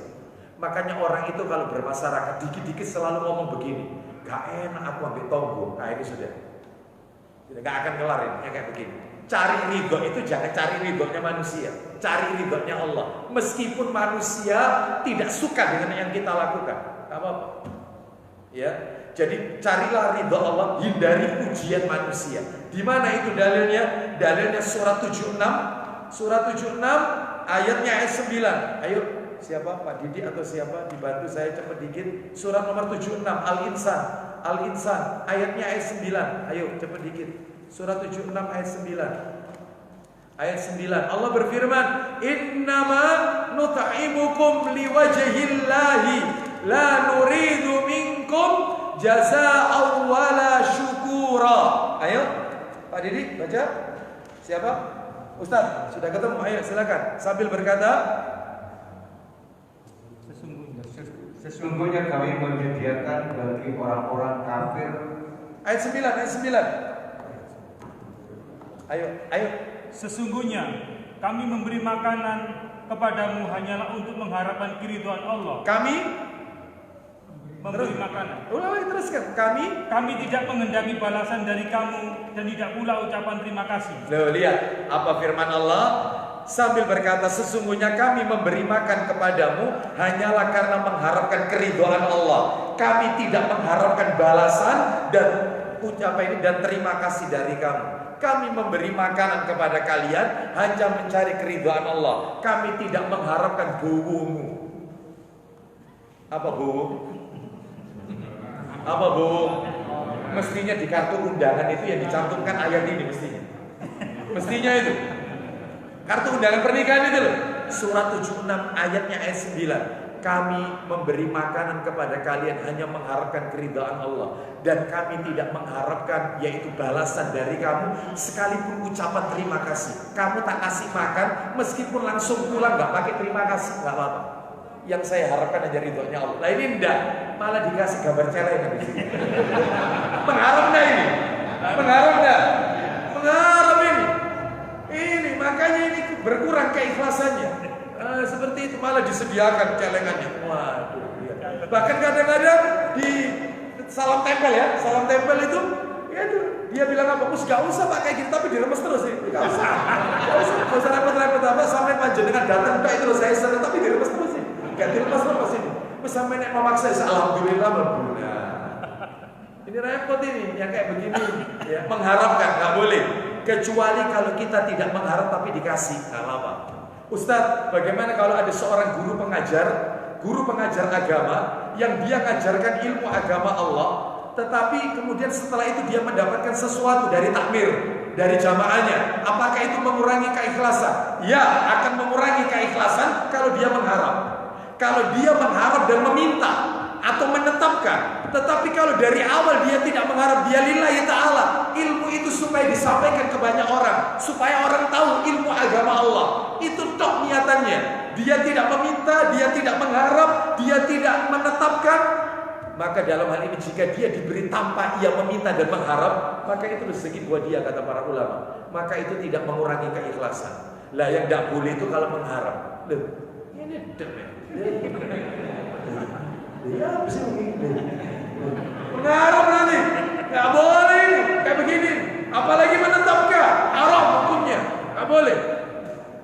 Nggak boleh. Iya, seperti itu. Kadang-kadang pas bubuan gitu, acara pernikahan ngomong ini yang punya ajar. Sekolah nikah mas separuh. Mungkin nggak tahu bubung ini, nggak tahu bubung ini, nggak tahu bubung. Nggak separuh juga ya.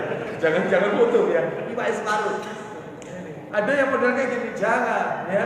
Jadi yang ikhlas saja, yang meskipun dia tidak terima kasih, nggak apa-apa. Ya, baik. Sepakat kartu undangan ditulis saya tadi. Nomor 3, ingatlah, tanamkan dalam hati hadis-hadis Nabi tentang ancaman riya. Tolong diingat-ingat, neraka jahanam, sampai neraka aja berlindung kepada lembah. Ada satu lembah yang khusus untuk pelaku riya dari umat Nabi Muhammad, yang neraka itu berlindung 400 kali. Neraka aja berlindung. Tolong tanamkan terus itu di benak kita, di hati kita. Ancamannya itu lebih berat masalahnya daripada Dajjal. Tanamkan terus itu sehingga akan hilang nanti riyanya. Ya, jadi ingatlah hadis-hadis Nabi. Terus yang nomor 4, yaitu berdoalah selalu kepada Allah. Nah ini doanya Bapak Ibu, saya sarankan Bapak Ibu punya buku ini. Buku judulnya Kumpulan Doa dari Al-Quran dan As-Sunnah yang Sahih. Penulisnya Ustadz Yazid bin Abdul Qadir Jawas, hafizahullah ta'ala. Ya, guru kita semua ya.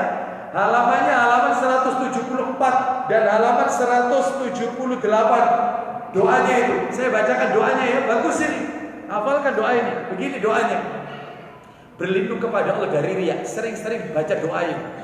Allahumma inni a'udzubika minal ajzi wal kasal wal jubni wal bukhl wal harami wal qaswa wal ghafla wal aila wal dhilla wal maskana wa a'udzubika minal faqri wal kufr wal fusuq wash shiqaq wan nifaq was sum'ah war riya wa a'udzubika minas samami wal bakam wal junun wal judam wal baras wasayyi'il asqam. Artinya, ya Allah, aku berlindung dari kelemahan, kemalasan, sifat pengecut, kekikiran, pikun, kekerasan hati, lalai, berat tanggungan, kehinaan dan kerendahan. Aku berlindung kepadamu dari kemiskinan, kekufuran, kefasikan, perpecahan, kemunafikan, sum'ah, amal ingin didengar orang, riya, amal ingin dilihat orang. Dan aku berlindung kepadamu dari tuli, bisu, gila, penyakit lepra, belang, dan keburukan berbagai macam penyakit, termasuk corona. Masuk di sini semua penyakitnya. Berlindung dari semua itu. Ada lagi versi lain, begini doanya. Allahumma, ini doanya versi lainnya. Allahumma a'udzubika. Sebentar, halamannya 178 Bapak Ibu. Nah ini. Allahumma jannibni munkaratil akhlaq wal ahwa wal a'mal wal adwa. Artinya, ya Allah, jauhkan aku dari berbagai kemungkaran akhlak, hawa nafsu, amal perbuatan dan segala macam penyakit. Nah, hafalkan doa ini ya. Terus yang nomor 5 terapinya adalah berdoalah kepada Allah ketika dipuji orang. Lah ini begini doanya. Berdoa kalau dipuji orang. Berdoa kalau dipuji orang. Punya kitab Adabul Mufrad? Enggak punya ya? Nanti yang punya kitab Adabul Mufrad nomornya 761. Ini kitabnya Imam Bukhari. Riwayatnya Bukhari. Adabul Mufrad 761. Begini doanya kalau dipuji orang. Sampean itu Masya Allah ya, putra sampean itu pinter-pinter. Nah kan dipuji ya, maka langsung doa. Begini doanya, begini. Allahumma la tu'akhidni bima yaqulun. Saya langsung artikan ya, perlafaz. Ya Allah, jangan engkau hukum aku disebabkan pujian yang dia ucapkan. Waghfirli ma la ya'lamun. Ampuni aku ya Allah atas kekurangan yang tidak mereka ketahui. Waj'alni khairan mimma yadhunnun. Dan jadikan aku lebih baik daripada penilaian yang mereka berikan untukku. Bagus ini doanya. Ya Allah, jangan engkau hukum aku disebabkan pujian yang dia ucapkan. Ampuni aku atas kekurangan yang tidak mereka ketahui. Dan jadikan aku lebih baik daripada penilaian yang mereka berikan untukku. Nah itu Adabul Mufrad nomor 761. Itu doanya. Ya, terus terakhir penutup materinya. Setelah lagi kita tutup dengan melakukan ibadah sholat isya. Beberapa perkara yang bukan termasuk riya. Nomor 11 ini terakhir. Apa perkara yang bukan termasuk riya? Di antaranya adalah mendapatkan pujian bukan karena keinginannya. Jadi dia tidak kepingin dipuji, tiba-tiba dipuji. Maka ketika dipuji dia tidak kepingin dipuji, tapi kok dipuji, maka baca doa tadi. Kalau bisa, kalau tidak bisa, nggak hafal, hindari. Anda keluar aja, hindari atau alihkan pembicaraan, nggak terus-menerus supaya orang itu tidak terus-menerus memuji kita. Alihkan pembicaraan. Ya, Bapak ini masya Allah ya, rajin kalau taklim ya, datangnya awal waktu. Gimana Pak kabarnya Pak? Iya, keluarga sehat-sehat Pak ya. Alihkan pembicaraan supaya kita tidak enjoy, menikmati pujian tersebut. Kalau bisa, kalau tidak bisa baca doanya tadi yang tadi saya bacakan. Terus yang nomor 2, perkara yang bukan termasuk riya, yang penutup terakhir adalah menampakkan syiar Islam seperti sholat Jumat. Ini bukan termasuk riya. Loh Bapak kok tidak sholat Jumat Pak? Saya khawatir kalau keluar rumah dianggap riya nanti. Repot. repot ini ya. Loh Bapak kok enggak ke Masjid Al-Hidayah? Sudah dibuka Pak Masjid Al-Hidayah.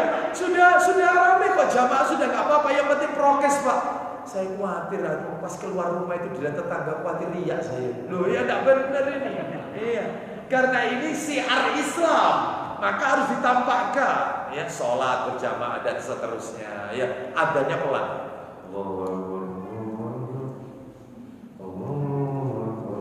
Loh Pak, adzan itu dikeraskan supaya dengar. Saya khawatir riak. Gak benar ini. Ya, ini syiar harus ditampakkan. Wallahu a'lam bishawab. Demikian apa yang bisa kami sampaikan. Semoga sedikit menjadi tambahan ilmu yang bermanfaat. Saya yakin Bapak Ibu pasti ada pertanyaan-pertanyaan, tapi mohon maaf karena waktunya ya. Karena saya berusaha untuk menuntaskan, kita akhiri saja dengan melaksanakan sholat isya berjamaah. Mudah-mudahan Allah selamatkan hati kita dari riya dan sum'ah, ujub dan penyakit-penyakit hati yang lainnya. Dan mudah-mudahan Allah jadikan kita orang-orang yang mukhlisin, orang-orang yang ikhlas kepada Allah Subhanahu wa taala, dan mudah-mudahan Allah menerima semua amal ibadah kita. Wassallallahu ala nabiyyina wa ala alihi washabbihi wasallam. Subhanakallahumma wa bihamdika asyhadu an la ilaha illa anta astaghfiruka wa atubu ilaik. Wa akhiru da'wana alhamdulillahi rabbil alamin. Assalamualaikum warahmatullahi wabarakatuh. Ibu-ibu, bapak-bapak, jemaah masjid Al-Hidayah, Allah. Tadi kita bersama-sama alhamdulillah. Demikian kurang lebih mohon maaf. Assalamualaikum warahmatullahi wabarakatuh.